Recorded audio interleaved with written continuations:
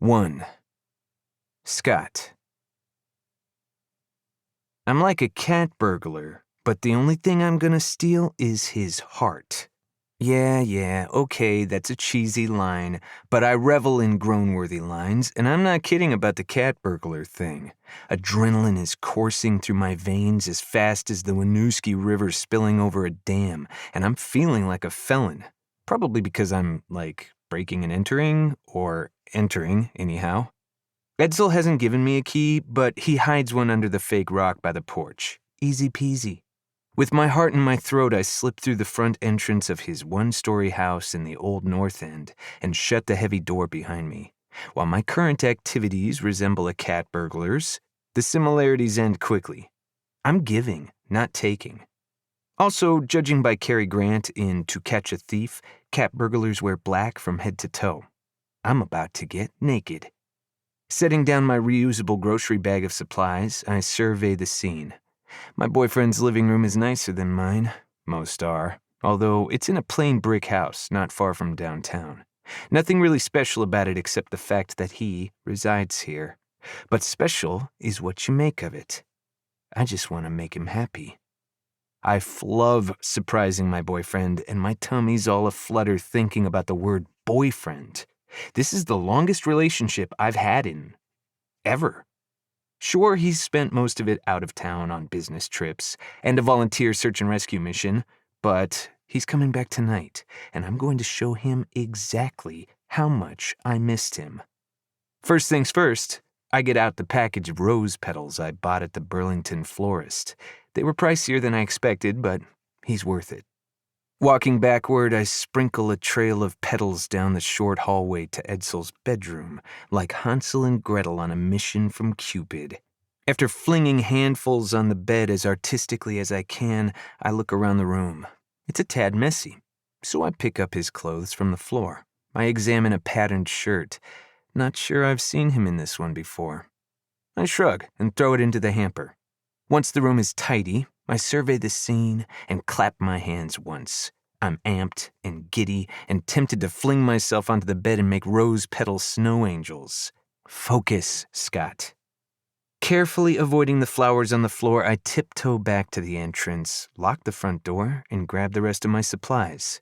A few moments later, champagne is chilling in an ice bucket next to 2 flutes and these gray chocolates imported from Napa. Is it imported if it's from the same country? They're luxury, yes, but how else do I celebrate someone so special? That's what credit cards are for. Tapping my lip, I wonder if I should have gotten one of those chocolate fountains that you dip marshmallows in and then feed them to each other. And strawberries? But they're out of season. Candles. I pull them out of the bag along with matches and light them, then turn the bedroom lights off. I check my phone. He's supposed to be home any minute now. One final thing, quickly I strip down, folding my clothes and stacking them on the floor by the bed.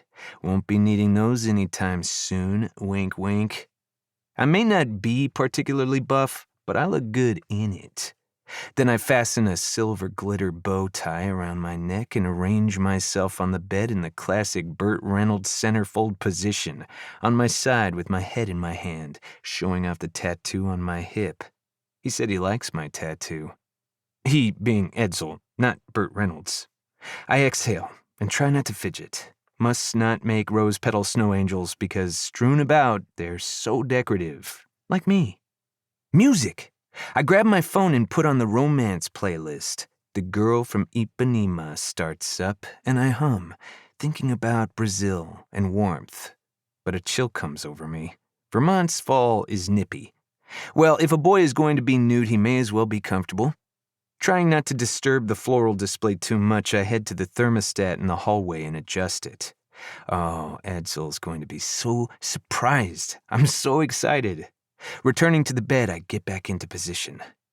As the minutes tick by, I quiver with anticipation, and I start panicking that I got the date wrong, or the time wrong.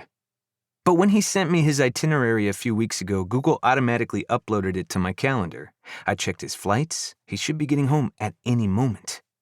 Finally, the key sounds in the lock. The front door creaks open, and my heart rate increases tenfold. He's here. I'm about to call out to him when I hear him say, "I can't wait to get you naked." I'm going to respond that I'm already naked when a deep male voice responds, "I want to fuck you so hard you feel me for days." Wait, what? Chills erupt all over my body, even though the heater's on full blast. Did he bring someone home for a threesome? Because I guess I'd be into that, although I'd prefer to have just one love for the rest of my life. Then it hits me. That cheating bastard! I grab wildly for my clothes, scattering flower petals everywhere. Edsel's voice echoes down the hallway. "What the fuck is this?" Then, "Oh shit." "What?" says his companion. "Hang on a second, let me deal with this." I have my boxers on and one leg into my corduroys when my now ex-boyfriend turns on the light and walks in, eyes hard, auburn hair mussed. "What are you doing here, Scott?" I pull up my pants and fasten them hastily. I don't understand why Edsel looks so angry. We've been together 3 whole months. I wanted to do something nice for him, but I guess I got it all wrong. I want to sob, but instead I hold up a shaking hand as I reach for my Argyle socks. "We're done." He puts his hands on his hips. "What the actual fuck, dude? I told you I needed a break." I stick my toes in one sock. "I thought you meant you were going away for work." "I did go away for work." He puts a fist to his forehead and sighs. "We aren't exclusive. You're like Walter Mitty, creating these fantasies that just aren't true. You need to live in the real world." "No, I don't," I mutter, putting my foot in the other sock.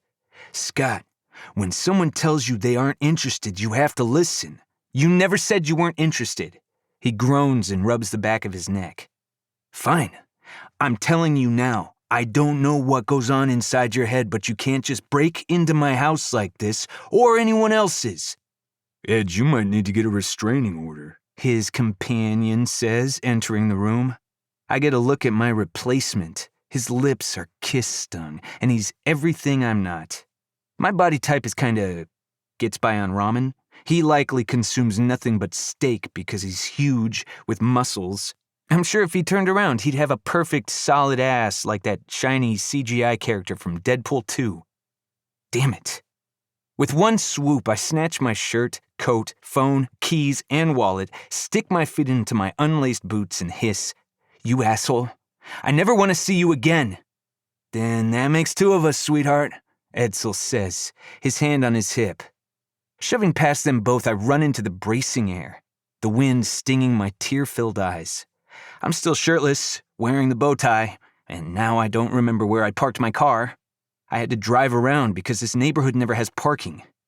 I groan, which turns into a yelp from the chills, so I keep running, looking for my car. When I finally find it and put my key in the ignition, it doesn't start, because it's a 2003 Hyundai that hasn't been serviced in approximately forever. I should get it looked at, if I had the money for repairs. I know a good mechanic, but I can't expect him to work for free. For now, though, there's a trick. Wiggling the key, I pump the brakes, and with a groan, the engine turns over. I get going and creep back to my house, coasting as often as I can because the fuel light is on. I can fill it up when I get my next paycheck, whenever that is. My not trusty vehicle sputters out of gas about 3 blocks from my house, so I pull over to the side. The neighborhood isn't that great, but it's not like I have anything valuable in the car. I take a moment to take off the bow tie, fix the laces on my boots, and put my shirt on, and then I zip up my jacket. I lock my car and jog to my house in the dark night, thankful that all the hiking I do keeps me in shape. When I get to my cruddy apartment, part of a charming, falling down 1930s mansion that's been carved up, I bound up the stairs into the common hallway. "Is that you, Scott?" My 97-year-old neighbor opens her door a crack. "Hi, Mrs. Olson. How are you?" As anxious as I am to get home and lick my wounds, I need to be polite. "I was hoping you could help me with the Facebook." Despite the day, I grin. I adore Mrs. Olson. She doesn't complain about aches or pains in her body, nor any gossipy issues with her large set of friends. Nope. Her issue is Facebook. I hope to someday be 97 with Facebook as my biggest problem. Show me what's going on. She lets me inside. Her mail is on the floor, having been stuffed through the slot in the door, so I pick it up and set it on her front table. Her warm apartment is in much better shape than mine, but then her son owns the place. I follow her into her living room, where there's a tidy desk with an older desktop computer that her kids set up. After she shows me how she can't log on because she's forgotten her password, we reset it together, and she's back in business. As I go to leave, she reaches for her purse, but I hold up my hand. No, ma'am, this is me being neighborly. I pay the Johnson boy to water my plants. I should pay you for helping me figure out this damn machine. I shake my head. It's fine. I want you to enjoy Facebook. Send me any of those recipe videos you find. Then thank you. Have a good evening. You too. I close her front door behind me. When I get to my place, I gather up my own mail, and criminally, there are a lot of final notice envelopes. I toss them on the counter. I can't deal with them right now. There's too much month at the end of the money. Every month. Freelance writing doesn't pay the bills. Throwing myself on the couch, I let myself process everything I've bottled up since Edsel unlocked his door. I thought I had something going with a search and rescue hunk who made me feel like I was his entire world. Apparently not. I look around at my place, futon that serves as both couch and bed, rickety wooden table and chair I picked up on the side of the road that's both desk and dining set, laptop that goes to the blue screen of death with the worst timing, and compare it to Edsel's home, where everything works. Maybe I'm not good enough for him. I'm tired of being lonely, but I need to not date anyone for a while, because that's how I get tangled up in these crappy situations. I want so badly for someone to love me that I keep thinking this guy is the one. But I'm always wrong. Getting up off the sofa, I put on a beanie. My apartment is freezing because when I turn up the thermostat, I can't afford the bill. I open the cupboard. Looks like cup-o noodles for dinner again. But I'm going to eat it on china by candlelight with a glass of $2 wine, and I'll take a bubble bath afterward. Pulling out a pan to boil some water, I think, enough is enough. I can't live like this anymore. New Scott is going to job search with a vengeance and get out of this shithole apartment. And more importantly, new Scott isn't going to fall for the next guy he meets, because it always ends in disaster.